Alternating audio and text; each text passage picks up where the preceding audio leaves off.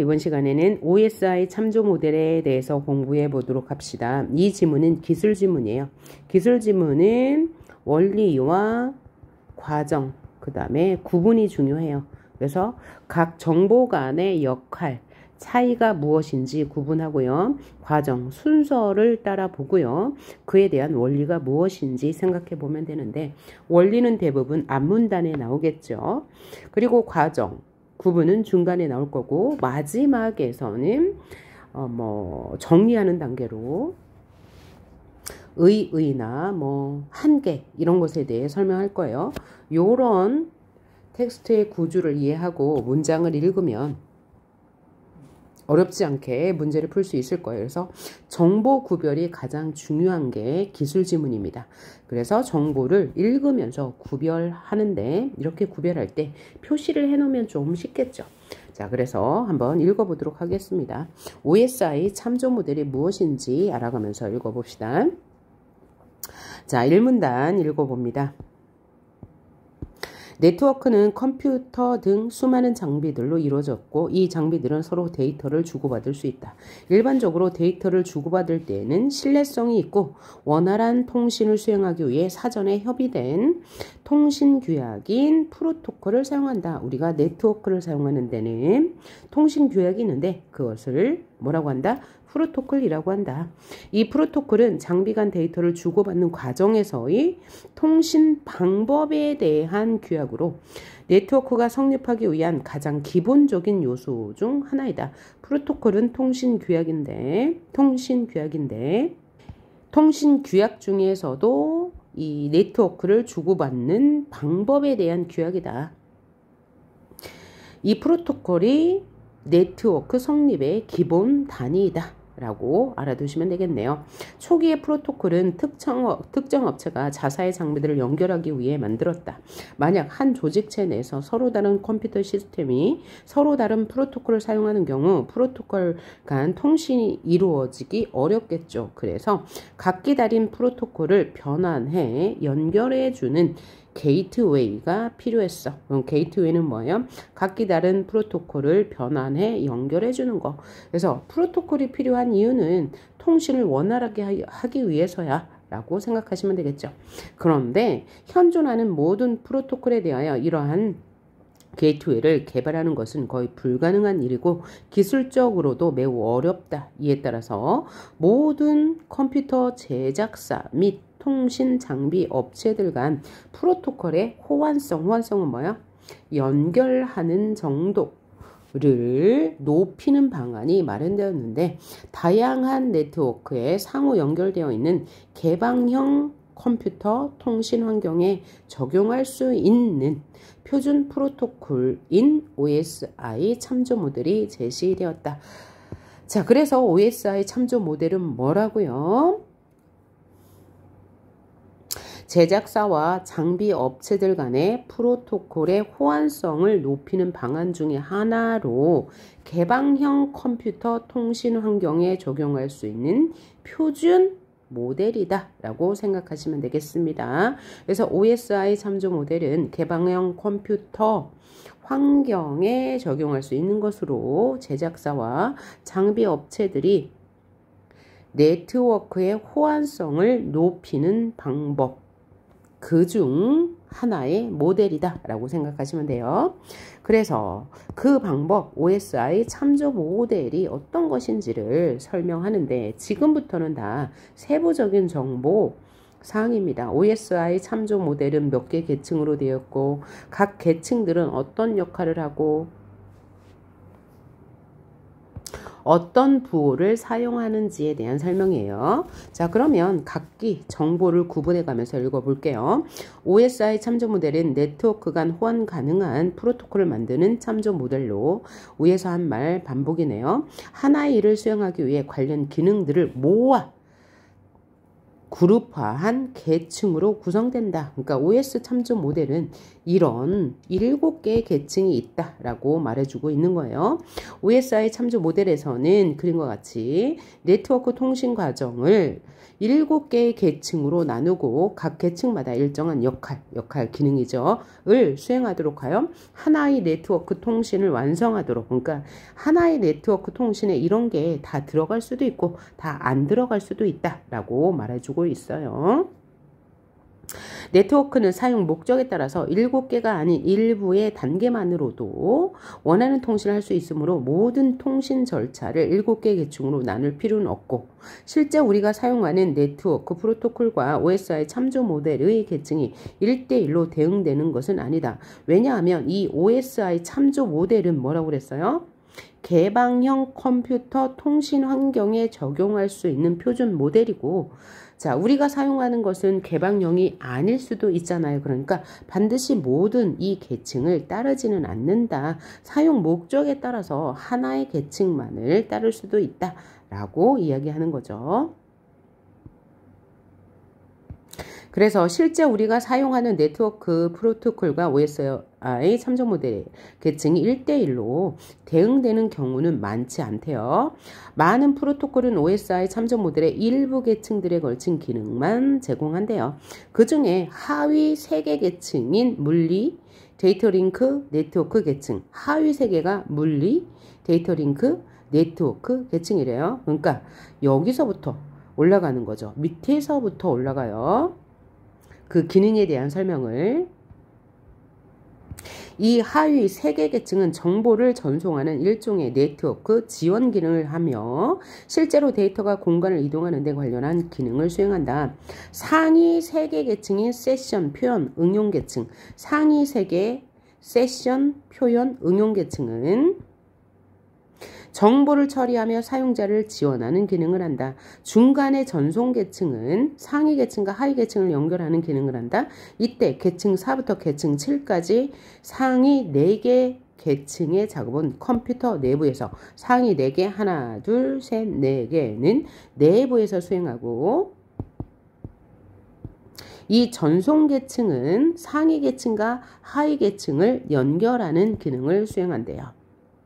계층 1인 물리계층은 여기서부터 이제 각각의 계층의 기능에 대해서 설명할 건데, 하위부터 설명하네요. 물리계층이 계층 1이라고 말하고 있어요. 계층 1인 물리계층은 네트워크 케이블을 통해서 수신되는 물리적 신호의 전송 규칙을 조정하고 신호를 송수신하는 역할을 한다. 일반적으로 네트워크 케이블을 통해 정보를 송수신할 경우에는 디지털 데이터를 전기적 신호로 변환하는 장비인 DSUI를 거쳐야 한다.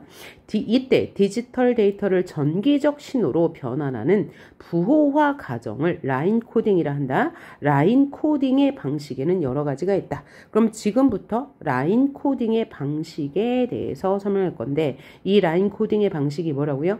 디지털 데이터를 전기적 신호로 바꾸는 장치예요. 자, 그러면 이 라인 코딩 방식 3가지는 뭐가 있냐? NRG라고 한대요. 디지털 신호를 전기적 신호로 바꾸는 부호화 과정을 라인 코딩이라고 하는데, 이 라인 코딩 방식에는 몇 가지가 있다. NRG 방식이 있는데, 이 NRG 방식을 다시 L, M, S로 나눠 설명하고 있어요. NRG 방식에는 비트 값의 부호화를 위하여 전압, 플러스 전압과 마이너스 전압을 활용한다. NRG 방식에는 비트 값 1은 플러스 전압으로 비트 값 0은 마이너스 전압으로 나타내는 방식인 NRGL. 그러니까 NRGL은 비트 값 1은 플러스로 비트값 0은 마이너스 전압으로 표현한다. 이게 NRGL 방식이고, 다음 비트값 1은 전압의 변화로 비트값 0은 전압의 무변화로 나타내는 것은 NRGM 방식이고, 비트값 1은 전압의 무변화로 비트값 0은 전압의 변화로 나타내는 것은 NRG S의 방식이다.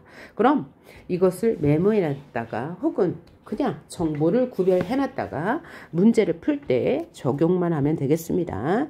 다음 계층 2. 계층 2는 아까 뭐였어요? 데이터 링크 계층이네요. 자, 그럼 이 NRG 방식은 어디에 사용되는 거예요? 계층 1에 사용되는 거다. 물리계층. 근데 이 물리계층은 뭐요? 디지털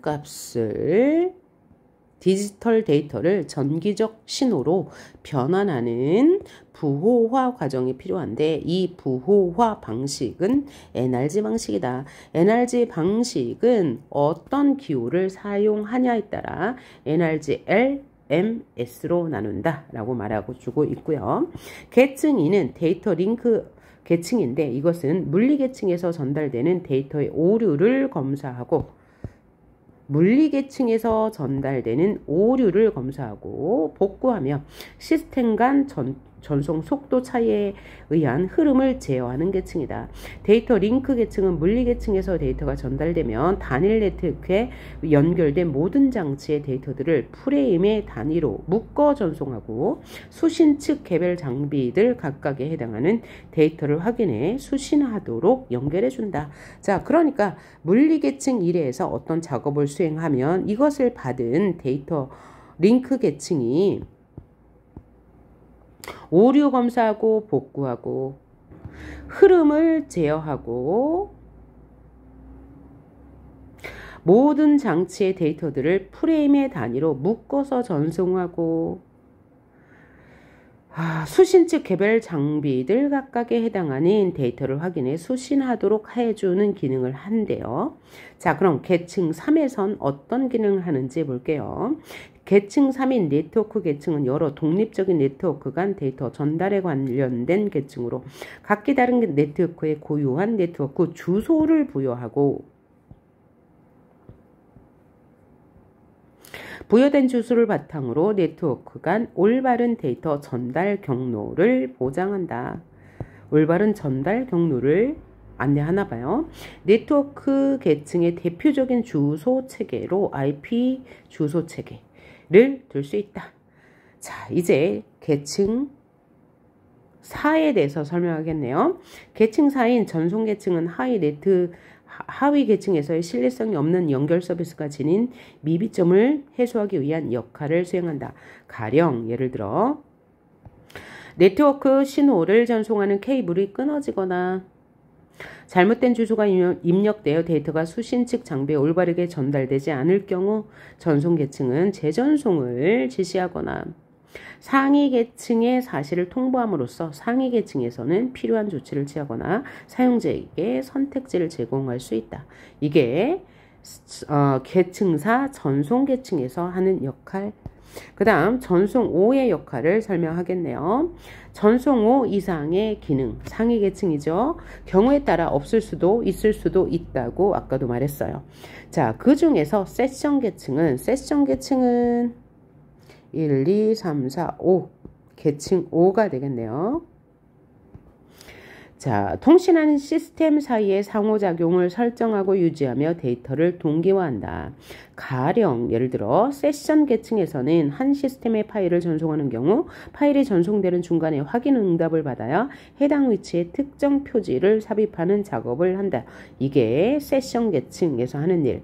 이때 특정 표지는 통신하는 시스템 간의 데이터가 동일하게 유지될 수 있도록 논리적 작업 단위의 기준이 되는데 파일 전송 과정에서 오류가 발생하며 전체 파일을 다시 전송할 필요 없이 삽입된 특정 표지를 기준으로 오류가 발생한 부분 근처에 데이터 재전송을 할 수 있게 해준다. 여기까지 5. 이번엔 계층 6 표현 계층에 대해서 설명합니다. 자, 계층 6 표현 계층은 데이터의 표현 방법이 다른 경우 데이터를 공통의 형식으로 변환하여 일관된 방식으로 데이터를 이해할 수 있게 하는 압축, 암호화 등을 수행한다. 우편물에 비유해보면 비유법, 나라별 언어가 다른 경우 내용을 각각 이해할 수 있는 언어로 번역하거나 이동의 효율성을 위해 압축을 통해 부피를 작게 하는 역할을 수행한다. 이것을 포장이라고 했네요. 그리고 남이 내용을 볼 수 없도록 봉인하는 등의 예를 들 수 있다. 응용계층 7, 마지막 계층이네요. 사용주체인 사람 또는 특정 소프트웨어가 네트워크에 접근해 데이터를 확인할 수 있게 하는 기능을 제공한다. 이 계층에서는 사용자 인터페이스를 제공하여 전자우편, 파일 공유 등 여러 서비스를 제공한다. 자, 그래서 지금까지 긴 내용이었지만 여기 지금 OSI 참조 모델이 계층이 7개인데 각 계층이 어떤 역할을 하는지에 대해서 설명했습니다. 그래서 맨 먼저 하위 계층부터 시작하죠. 하위 계층부터 작업을 시작하여 마지막 계층까지 완성하는데, 자, 모든 컴퓨터가 이 전 계층을 수행하는 건 아니고 이 OSI 참조 모델은 개방형 컴퓨터 통신 환경에 최적화된 초표준 프로토콜 모델이라고 하였습니다. 자, 그래서 마지막 문단, 실제로 OSI 참조 모델을 그대로 모두 따르는 프로토콜은 많지 않다. 하지만 OSI 참조 모델은 네트워크 프로토콜의 호환성, 즉 서로 주고받을 수 있는 정보의 효율성을 높여 데이터 통신 과정의 효율성을 증대하고, 한편으로는 사용자를 하여금 프로토콜의 역할과 구조, 네트워크의 동작 방식을 이해하기 쉽게 해준다는 의의가 있다라고 했어요. 그래서 우리가 항상 글을 읽을 때 중요하게 봐야 할 게 뭐라고요? 1문단이에요. 1문단에서 무엇에 대해서 이야기할지 제시해 주니까요. 1문단에서 얘기하기를 네트워크에서 수많은 이런 데이터들을 주고받을 수 있는데, 원활하게 데이터를 주고받고 또 신뢰성을 확보하기 위해서 사전에 통신 규약을 마련하는데, 그 통신 규약을 프로토콜이라고 하고, 자, 통신 규약인 프로토콜은 주로 통신 방법에 대한 규약이 나와 있다. 초기의 프로토콜은 각 회사마다 서로 다른 프로토콜을 사용했기 때문에 각기 다른 프로토콜을 변환해서 연결해주는 게이트웨이가 필요하게 되었고, 하지만 게이트웨이를 현재 사용하고 있는 모든 프로토콜에 적용하기는 힘들다. 그래서 각기 다른 프로토콜을 사용하는데, 개방형 컴퓨터 통신에서는 표준화된 OSI 참조 모델이 있다. 이 모델을 사용하는 이유는 컴퓨터 제작자와 장비 업체들이 이 프로토콜의 호환성을 높이기 위함이다. 하지만 모든 컴퓨터가 이 똑같은 모델을 사용하는 것은 아니고 개별적으로 목적에 따라서 선택하여 사용할 수 있다. 이 OSI 참조 모델은 개방형 컴퓨터 통신에 필요한 표준 모델이다. 이 표준 모델은 7개의 계층으로 이루어졌다. 이 7개의 계층은 서로 다른 역할을 한다. 그래서 하위 계층부터 상위 계층으로 작업 순서가 이루어지는데, 하위 3개 계층은 정보를 전송하는 역할을 하고, 중간 전송 계층은 하위 계층과 상위 계층의 정보를 연결해주는 역할을 한다. 상위 3개 계층과 중간 계층은 컴퓨터 내부에서 작업을 수행하고, 그럼 하위 3개 계층은 컴퓨터 외부에서 작업을 수행한다. 그래서 각각의 기능들을 설명하고, 그 다음에 중요한 것 하나, 물리 계층 최하위 7계층 1에서는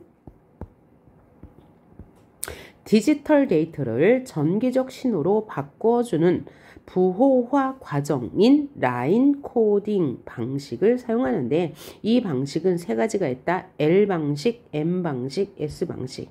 이것은 구별하여 이제 문제풀이에 적용하면 되고, 또 각각 2, 3, 4, 5, 6, 7의 기능에 대해서 설명하고 있습니다. 자, 그러면 이것을 바탕으로 문제를 풀어보도록 합시다. 1번, 다 세부 정보를 확인하는 내용입니다. 1번 풀어보면 적절한 것을 골라보래요.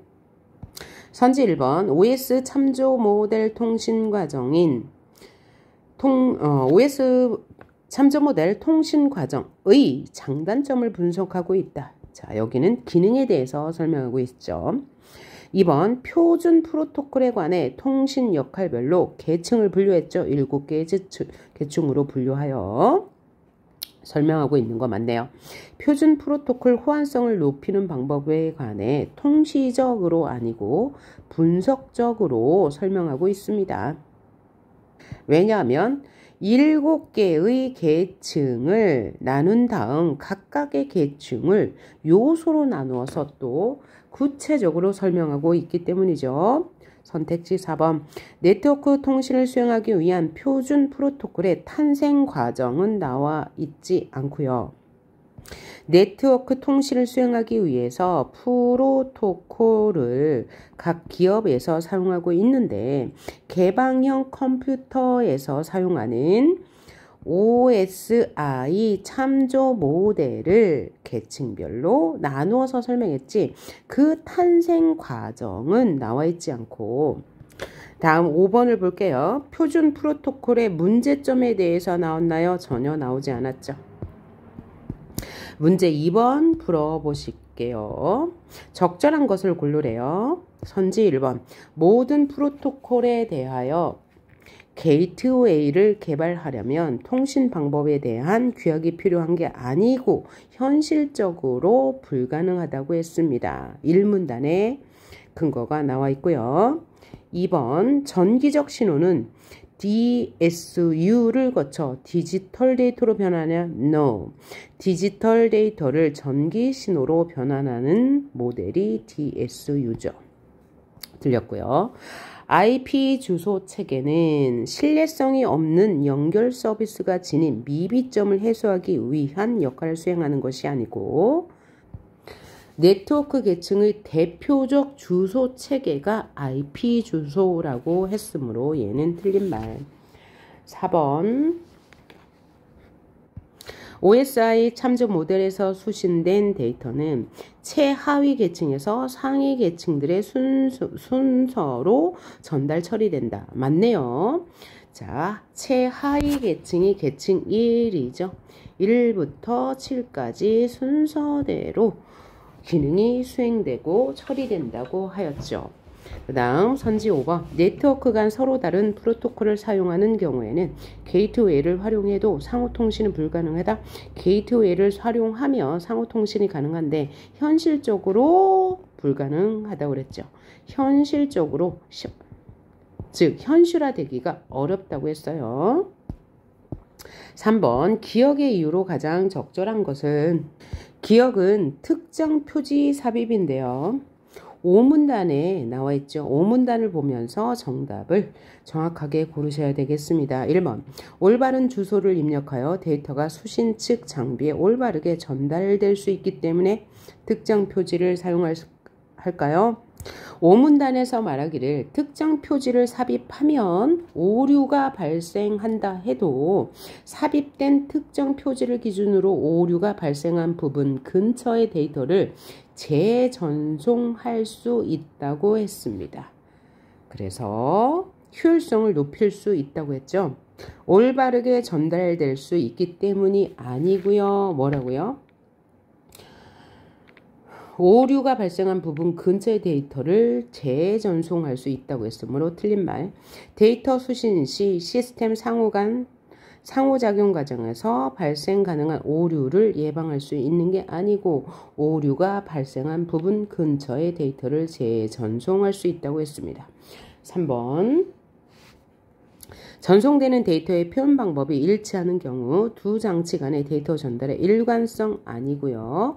오류 근처에 데이터를 재전송할 수 있다고 했고요. 4번 통신하는 시스템 사이에 프로토콜이 호환되는 부분을 표시함으로써 아니죠. 데이터 전송 오류가 발생한 부분을 알려줄 수 있기 때문에 가 아니고 데이터 오류가 발생한 부분 근처의 데이터부터 재전송할 수 있다고 했습니다. 5번 파일 전송 과정에서 오류가 발생하면 처음부터 전송할 필요 없이 데이터 근처, 그죠? 오류 발생한 부분 근처에서 다시 전송할 수 있어 전송 효율성을 높일 수 있다고 했죠. 문제 4번 봅시다.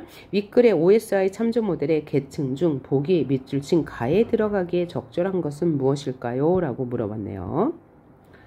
보기 봅시다. 땡땡씨는 업무 연락을 위해 회사 업무용 컴퓨터로 거래처의 누구씨에게 전자우편을 보냈지만 상대방으로부터 전자우편을 받지 못했다는 연락을 받았다. 땡땡씨는 업무용 컴퓨터를 확인해 다른 컴퓨터와 IP 충돌이 일어난 것을 발견하고 즉시 IP 할당 주소를 올바로 입력했다.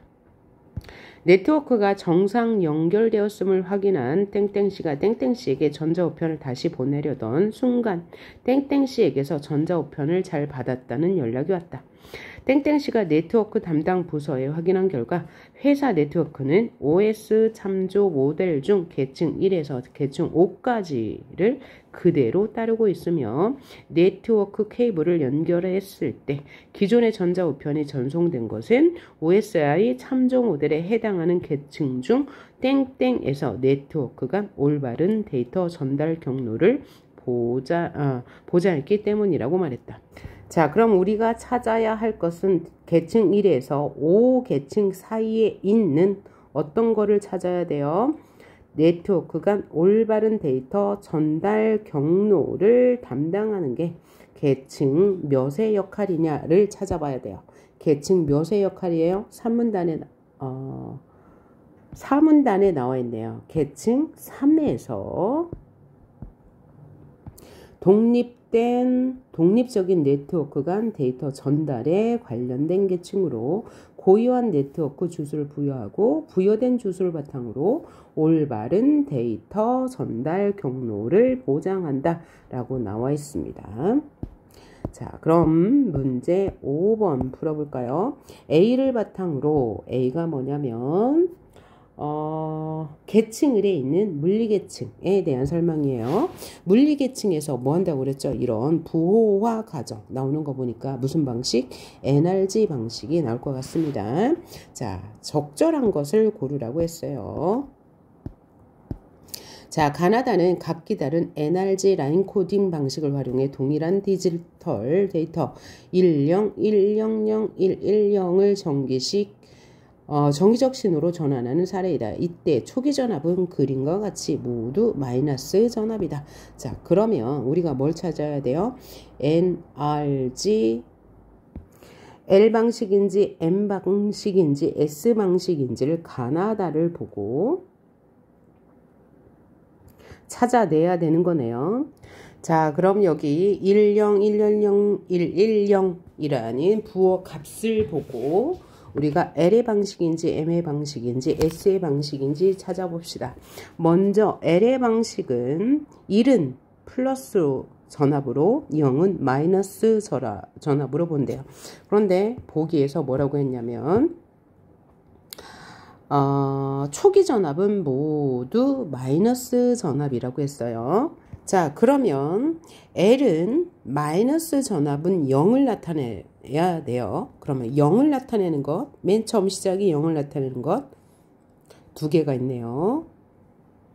그리고 L의 방식은 마이너스는 0을 나타내고 플러스는 1을 나타내는데 자, 시작은 마이너스에서 했고 그 다음 1로 가니까 전압이 변하면서 1이 플러스로 바뀌는 것 뭐가 있습니까? 요게 있죠.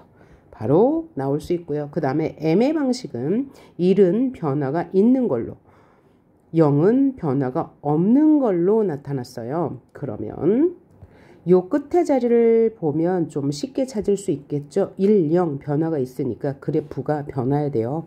남은 거 두 개 중에 그래프가 변하는 건 이거죠. 그래서 얘가 S. 또 S의 방식은 무변화는 1로 변화는 0으로 표현한다고 그랬죠. 변화는 0으로 표시되는 거. 1, 0이 변하니까 0으로 표시되는 것 확인할 수 있죠. 1, 0 변화가 있어서 1로 표시되었고 자, 이런 방법으로 가나다가 어떤 방식인지 찾았어요. 가는 M, 나는 L, 다는 S의 방식의 부호가 사용되었다는 것. 그러면 선지를 판단해 보러 갑시다. 선지 1번, 가는 비트값 1에 플러스 전압을 비트값 0에 마이너스 전압을 대응시키는 것으로 보아 NRG M 방식이다. 자, 1에 플러스 전압을 사용하긴 했는데 비트값 0에 마이너스 전압을 사용하지 않았죠. 틀린 말. 2번, 나는 플러스 전압에서 마이너스 전압으로의 전환, 마이너스 전압에서 플러스 전압으로의 전환이 모두 비트값 2를 나타내나요? 아니네요. 나는 플러스에서 마이너스, 여기가 마이너스고 여기가 플러스죠. 플러스에서 마이너스로 갈 때 0을 사용했습니다. 따라서 틀린 말. 3번, 다는 전압의 무변화가 비트값 0을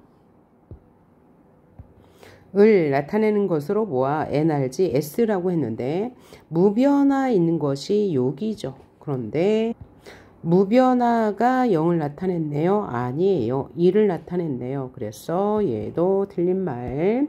선지 4번, 나와 다는 모두 비트값 0으로만 이루어진 디지털 데이터를 부호할 경우 마이너스 전압으로만 나타낼 수 있다라고 했는데, 일단 나를 보니까 비트값 0으로만 이루어진 디지털 데이터가 마이너스인 거 맞아. 0 마이너스 0 마이너스 0 마이너스 0 마이너스 0 마이너스 맞지만 다는 0이 플러스의 값이므로 틀리네요. 5번, 가나다는 모두 OSI 참조 모델의